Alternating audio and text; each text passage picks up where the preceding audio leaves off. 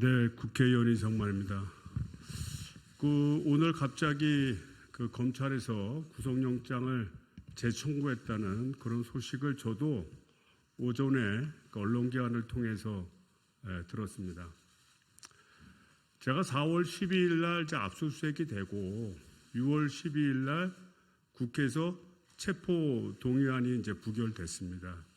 그리고 50일이 흘렀는데 그 사이에 저에 대한 추가적인 조사라든지 또는 저와 관련된 관련자가 무슨 사실을 얘기했다든지 해서 추가 정황이 포착됐다, 이런 것은 제가 언론을 통해서 단 한 건도 접한 바가 없습니다. 그러다 갑자기 오늘 이런 구속영장을 청구를 했는데 참 안타까운 심정입니다. 이게 국가기관이 가지고 있는 각각의 권력을 나눠갖고 서로가 서로의 의사를 존중하면서 서로 잘못하면 독단적으로 판단할 경우에 왜곡된 사실에 근거해서 자기만 논리로 빠질기 때문에 앞서서 많은 민주주의를 연구하는 사람들은 삼권 분립을 얘기를 하고 서로가 서로의 어떤 다른 입장에서 또 때로는 또 충돌도 하고 또 조화롭게 하면서 가는 그 기본 원리를 이제 검찰은 아마 중요하지 않은 것 같습니다.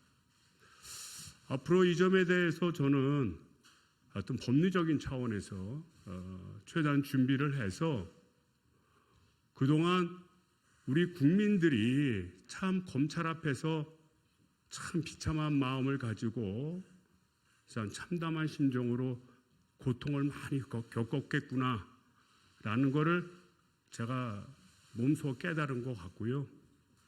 앞으로 더욱더 열심히 노력을 해서 진정한 우리 대한민국이 민주주의가 바로 살 수 있도록 제 남은 정치 인생을 헌신할 것을 말씀드립니다. 그러면 제가 준비된 입장문을 낭독하도록 하겠습니다. 검찰의 영장 재청구에 대한 입장문.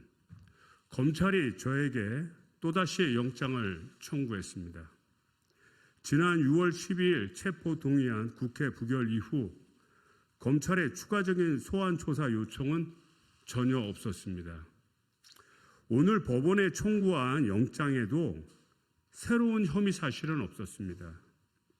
검찰은 단지 제가 수사의 정당성과 공정성을 폄훼하는 발언을 한다고 주장하고 불구속 수사 및 재판을 받게 될 경우 증거인멸을 시도할 개연성이 높다는 것을 영장 재청구의 사유로 제시하였습니다.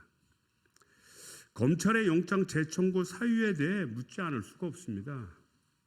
피의자로 지목되면 자신을 향한 혐의 제기 앞에 침묵을 지켜야 하고 검찰 수사의 부당성을 항변하면 구속이 되어야 되는 겁니까? 이미 주요 피의자가 구속되어 있고 검찰 스스로 증거를 충분히 확보하고 있다 주장하는데 대체 제가 증거 인멸할 내용이 무엇인지 모르겠습니다. 검찰 조사와 영장 청구 그리고 체포 동의안 국회 부결까지 이미 상당한 시간이 흘렀습니다. 국회 회기가 없는 때를 노려 기습적으로 영장을 청구하는 정치 검찰의 행태가 참으로 집요하다는 생각이 듭니다.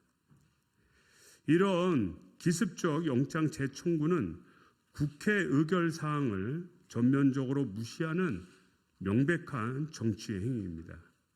검찰은 헌법기관으로서 국회가 가진 권능을 부정하며 자신들이 헌법을 초월하는 무소불위의 권한을 가졌다는 것을 과시하는 것뿐입니다.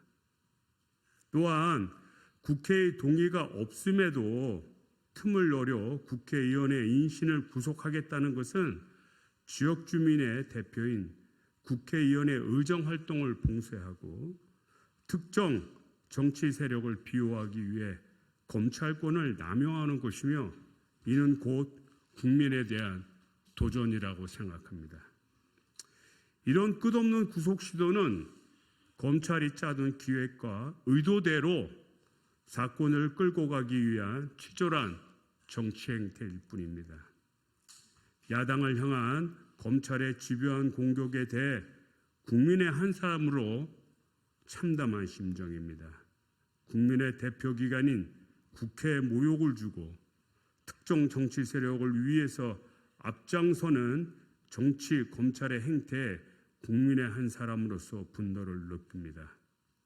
저는 지금까지와 마찬가지로 당당하게 사법 절차에 임하도록 하겠습니다. 검찰의 자의적이고 선택적인 검찰권 남용에 대해 국민의 인권이 침해되지 않도록 앞으로도 제 남은 정치 인생 계속 싸워나가도록 하겠습니다. 감사합니다.